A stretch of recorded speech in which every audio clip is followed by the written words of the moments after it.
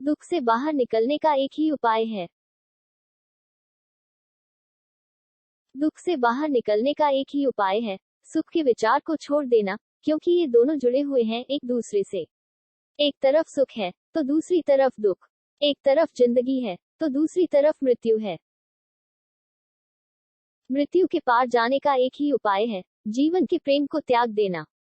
जिंदगी और मौत एक ही चीज है देखा विभिन्न बिंदुओं से, तो दुख के बिना सुख या मृत्यु के बिना जीवन का विचार बच्चों के लिए बहुत अच्छा है। लेकिन विचारक देखता है कि यह सब एक अंतर्विरोध है और दोनों को छोड़ देता है।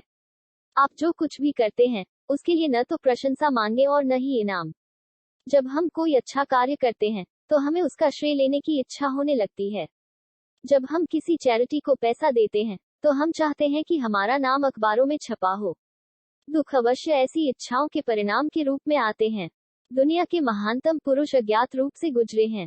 बुद्ध और क्राइस्ट जिन्हें हम जानते हैं वे महानतम पुरुषों की तुलना में दूसरे दर्जे के नायक हैं, जिन्हें दुनिया कुछ भी नहीं जानती है। ये सैकड़ों अज्ञात नायकों चुपचाप काम करते हुए हर देश में रहे हैं। चुपचाप रहते हैं और वे चुपचाप चले जाते हैं, और समय आने पर उनके विचार बुद्धों या ईसाइयों में अभिव्यक्ति पाते हैं, और ये बाद वाले हैं हमारे लिए जाने जाते हैं। सर्वोच्च पुरुष अपने ज्ञान से कोई नाम या प्रसिद्धि प्राप्त करने की कोशिश नहीं करते हैं। वे अपना विचार दुनिया को छोड़ देते हैं। उन्होंने अपने लिए कोई दावा नहीं किया और उनके नाम पर कोई विद्यालय या प्रणाली स्थापित नहीं किया। ऐसी चीज से उनका स्वभाव सिकुड़ जाता है। वे शुद्ध सात्विक हैं जो कभी कोई हलचल नहीं कर सकते, लेकिन केवल प्रेम में पिघल जाते हैं।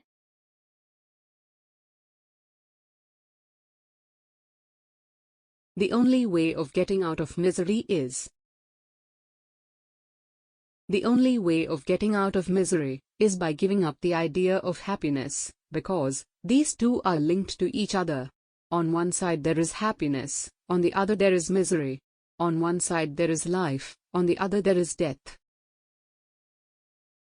The only way to get beyond death is to give up the love of life. Life and death are the same thing, looked at from different points. So the idea of happiness without misery, or of life without death, is very good for schoolboys and children. But the thinker sees that it is all a contradiction in terms, and gives up both.